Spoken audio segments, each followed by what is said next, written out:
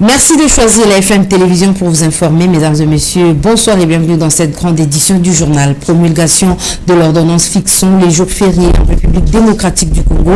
La date du 6 avril fait désormais partie des jours décrétés, chômés et payés sur l'ensemble de la République. La journée a été dédiée au combat de Simon Kimbangu et de la conscience africaine de la RDC.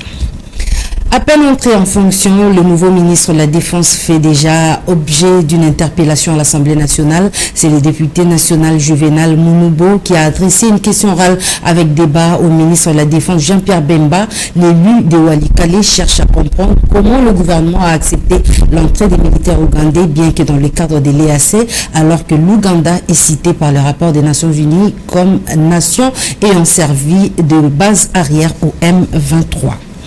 Changeons de chapitre pour parler de la marche des colères des militants de l'Alliance pour les changements. Les cadres et sympathisants de Jean-Marc Kabound ont sillonné les artères de Kinshasa pour exiger la libération inconditionnelle de leur président national incarcéré au CPRK. Torres Atibou et Paul Walawala.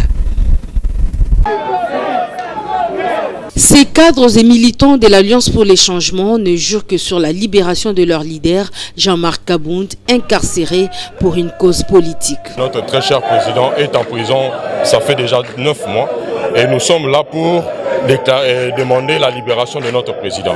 Je crois que nous sommes la fédération de la FUNA, et nous sommes là tous ensemble pour demander sa libération. Nous sommes sûrs qu'il sera libéré. Donc si au moins nous faisons la pression, nous sommes sûrs qu'il sera libéré. Mobilisés comme un seul homme, les sympathisants de Jean-Marc Kabound prônent l'innocence de leur leader. Vraiment, tous comprendre vraiment, en tout cas, va libérer le président Nabiso. Donc vraiment, en tout cas, il aura sa liberté puisqu'il doit participer aux élections. Ces militants de l'Alliance pour les changements ont promis de ne pas baisser les bras jusqu'à l'acquittement de leur leader, Jean-Marc Kabound, qui pour eux n'a rien commis comme infraction contre les institutions de la République. D'autres manifestations seront organisées. L'Alliance pour les changements compte planifier d'autres activités de grande envergure afin de prouver sur la face du monde l'innocence de leur leader Jean-Marc Kabound.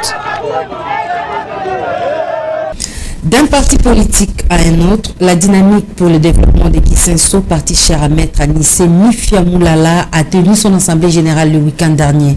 La rencontre a eu pour but la restructuration du parti ainsi que la mise sur pied de certaines stratégies susceptibles d'éradiquer le phénomène Kuluna dans la commune de Kisenso.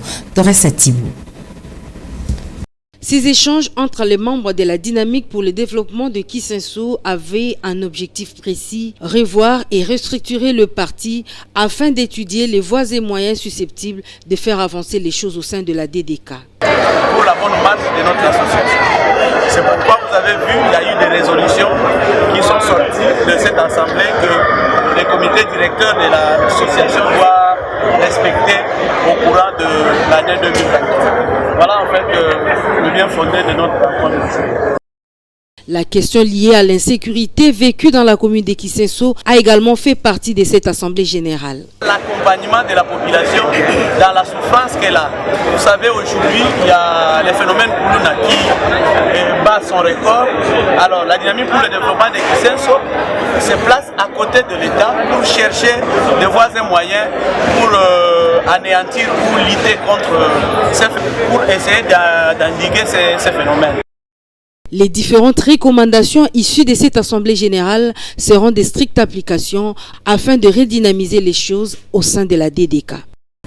Toujours au chapitre de partis politiques, le Rassemblement des chrétiens démocrates a fait son adhésion au sein de la plateforme Les Progressistes. La cérémonie qui a eu lieu le dimanche dernier est un signal fort pour s'associer à toutes les forces qui se mettent ensemble afin de donner un coup de pouce à l'élection prochaine du président de la République. Suivez Alain Goma et Guelor Mouya.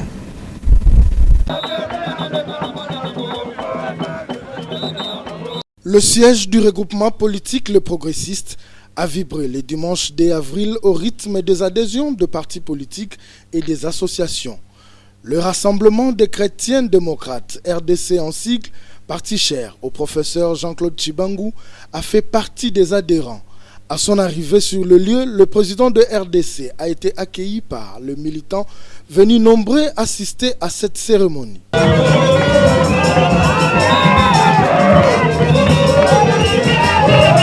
Pour circonscrire la journée, le secrétaire général de la plateforme Le Progressiste a tenu à rappeler le pourquoi de ce choix. Le professeur Jean-Claude Chibangou s'est dit satisfait d'avoir rejoint la dite plateforme car un bon chrétien doit évoluer dans un endroit qui permet d'avancer et de faire avancer les choses. Les élections pointent leur nez et dans le contexte législatif en matière des élections, c'est très difficile pour un parti politique de pouvoir se lancer aux élections s'agissant du seuil et d'autres matières.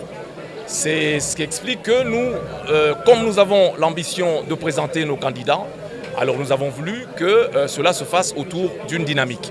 Et c'est ce qui explique notre présence aux progressistes parce que nous avons l'assurance que non seulement nous sommes au bon endroit, mais dans la bonne direction, c'est-à-dire de faire élire le chef de l'État à la majorité écrasante et de faire élire aussi nos députés.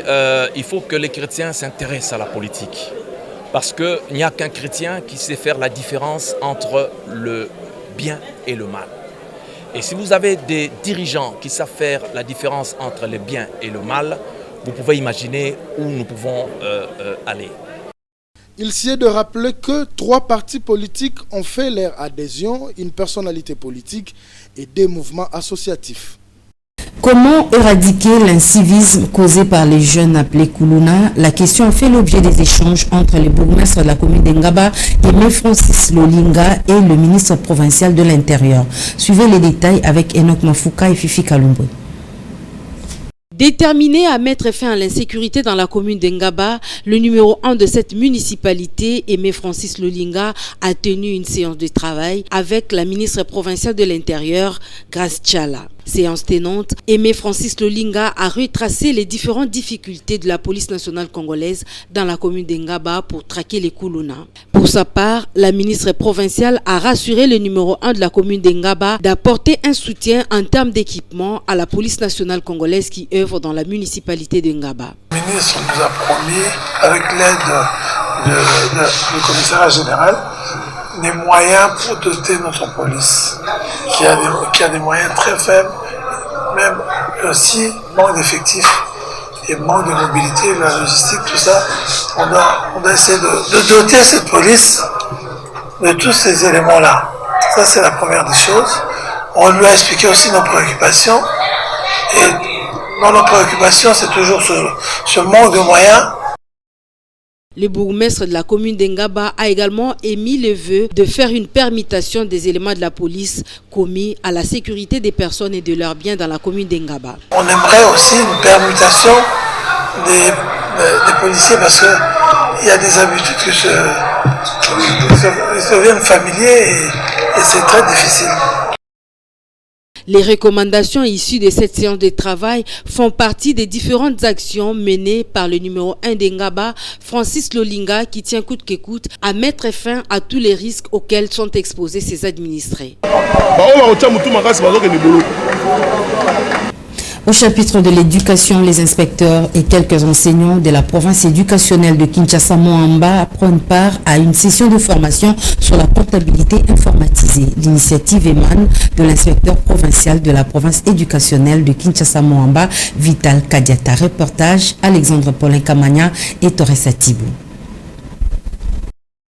Cette session de formation ouverte ce lundi à l'intention des 40 inspecteurs et professeurs de la province éducationnelle de Kinshasa-Moamba, je citais, a pour objet principal de renforcer la capacité des participants sur la comptabilité informatisée. Motivé à améliorer la qualité du travail dans sa province éducationnelle, le numéro 1 de cette structure de l'EPST, l'inspecteur principal provincial, je cite, Vital Kadiata, a retracé les avantages de la comptabilité informatisée par rapport à la comptabilité manuelle. C'est sur les référentiels de formation sur les 16 filières en technique. Ce sont des innovations. Nous voudrions que nos amis qui étaient habitués à être dans les programmes anachroniques puissent intégrer, travailler selon la révolution actuelle de la didactique. Nous voudrions que ce qui s'est fait dans cette innovation, au niveau par exemple de l'OADA, la comptabilité qui était manuelle, qu'elle soit informatisée. Pendant 7 jours, soit du 3 au 10 avril, les participants vont consacrer leurs échanges sur les modules bien planifiés. Ces genres d'initiatives sont appréciés et par le cadre de l'EPST qui souhaite apporter plusieurs innovations dans le secteur éducatif. Parlons des activités dédiées à la clôture du mois de la femme. La dynamique Guilanyembo a mis toutes les batteries en marche pour marquer ce mois dédié aux droits des femmes. C'est dans ce cadre que Madame Rosine Kamwania a visité les femmes de l'église néo-apostolique à Menkao dans la commune de Maluku. Suivez ce reportage de Alain Goma et Papi Van. Accueillie en digne fille de la maison, Madame Rosine Kamwania, cadre de la dynamique Guinée-Niembo, a clôturé le mois de mars avec les femmes de l'église néo-apostolique de Kinshasa-Menkao le samedi 1er avril 2023 dans la commune de Lansele. Tout a commencé par une marche à la de Daipen jusqu'à l'espace Mbikaï où un message important a été adressé aux femmes. Maluku Telema Peongenga, c'est le thème choisi pour exhorter cette femme qui doit devenir autonome afin de faire briller la commune de Maluku. Présent à l'activité, le pasteur Jean Piana de l'église néo-apostolique a demandé à ses fidèles d'accompagner l'une d'elles pour qu'elle atteigne ses objectifs. Je glorifie l'Éternel pour avoir donné l'idée, l'occasion à une sœur des néo-apostoliques de postuler. Donc mes impressions sont très bonnes. On prie pour la sœur qui est un résultat escompté. Raison pour laquelle j'ai dit aux miennes de la soutenir. À son tour, Madame Rosine Kamwania a rappelé aux femmes l'historique de la date du 8 mars. La femme rurale de Maluku n'est pas pauvre parce qu'elle a toutes les capacités, intelligence, connaissance, sagesse pour pouvoir apporter un plus dans son environnement, même à la nation congolaise que nous sommes. Donc c'est pour ça que nous sommes là, pour la conscientiser. La DGN, accompagnant la vision du chef de l'État, prône aussi l'autonomisation de la femme. Et pour cela, nous avons apporté en échantillon des bassins, des houes, pour rappeler à la femme qu'elle doit être autonome. Même la femme maraîchère, la femme rurale est capable d'apporter un plus dans son entourage. Rappelons que plusieurs quartiers de la commune de Maluku étaient présents, à savoir Mbankana, Maison Blanche, Menkao et autres. Et à la clôture de l'activité, un lot de panne a été distribué aux femmes comme cadeau du mois de mars. Du sport à présent, le FC Renaissance a reçu la visite du président du conseil d'administration ce lundi 3 avril à l'issue d'une séance d'entraînement au stade Vélodrome à Kintambo, accompagné des 2 coordonnateurs. L'évêque Pascal Mukuna a promis de tout mettre en œuvre pour relancer le club orange de la capitale. Lionel Ngolo et Florent Okita. Après la réconciliation, place désormais au travail, l'équipe du FC Renaissance du Congo du coach Pichu Manda a été bénie ce lundi 3 avril de la double visite, celle de la coordination et du PCA. Le trio Maloua Kankolongo Mukuna a répondu présent à la séance d'entraînement au stade Vélodrome de Kintambo. En soutien de l'équipe, le président du conseil d'administration a remis quelques paquets d'eau et une enveloppe, geste combien salué par maître Billy Maloua Cléophas qui fait le point par rapport à cette visite. Renaissance na minitoyo boye bakangote nde miroir ya football na RDC. Ça veut dire que Renaissance ndenge toza toki ko sala erreur ata moko te. Toki ko sala erreur te okamata bampaka totia bango libanda po toza na mpaka moko oyo asala à la tête ya Renaissance combien d'années? 7 ans. Na makambo ya sérieux il a fallu que Mpaka aya mona bakoko na ye. Prenant la parole à son tour, l'évêque Pascal Moukouna promet de tout mettre en œuvre pour le relancement de l'équipe, promesse faite aux joueurs et au staff technique. Ndenge bomoni to telemi boy. L'incolo va renaissance et zone. C'est très bien. L'équipe auquel il bosse, c'est d'abord motivation, c'est conditions, c'est tout. Donc c'est débattre dans des news.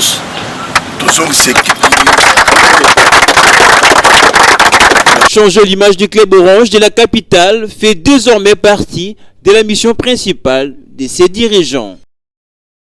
Et puis aux interclubs de la CAF, l'histoire s'arrête pour les clubs congolais engagés respectivement en Ligue des Champions et de la Coupe de la Confédération de la CAF. V-Club, Mazembe, DCMP, Lupopo, tous éliminés après leur défaite en 6e journée de la phase des groupes. Lionel Ngolo encore une fois. Terrible coup pour le football congolais, plombé par l'arrêt de son championnat depuis plusieurs mois aujourd'hui. Les clubs de la RDC n'ont pas réussi à faire des exploits en Coupe de la Confédération et en Ligue des Champions de la CAF. À l'issue des phases des groupes, ce dimanche 2 février, ils prennent tous la porte. Pire, ils sont pratiquement tous derniers de leur groupe. Commençons par les 7 Éloi Lupopo, logés dans les groupes A, a terminé avec un revers sur le terrain du leader Maroumou Galan sous le score de 2-3 et pourtant face à une équipe déjà qualifiée, il menait à la pause 2-0 grâce à Katerega à la 23e minute et Mouakou à la 45e minute, quelques minutes avant la pause. Mais les Sud-Africains ont refait les retards au retour des vestiaires et pris l'avantage définitif. Score final 3-2. Lupopo finit en 3e position de sa poule derrière Marmougala et US Alger et qualifiés tous en quart de finale. Dans la poule B, dans laquelle était logé le Derrick Lemoté Mapembe, n'a pas enregistré aucun succès en 6 journées. Ils sortent de la compétition avec un nil contre leurs voisins de Congo-Brazzaville, les Diables Noirs. Score final 0 but partout. Le déformation laisse les 2 tickets qualificatifs à la SEC Mimosa qui a remporté ses 4 derniers matchs et River United. Ces 2 équipes seront les 2 seuls représentants de l'Afrique de l'Ouest dans le top 8. Toujours en Coupe de la Confédération, le tout-puissant Mazembe est aussi à la trappe. Vainqueur de la compétition 2016-2017, le Corbeau vient d'enregistrer 5 défaites d'affilée. Ils ont été battus ce dimanche devant leur public par Young Africans 0-1. Le Congolais, son dernier de la poule D, avec seulement 3 points. Ils étaient très loin du niveau de Young Africa. 13 points au compteur.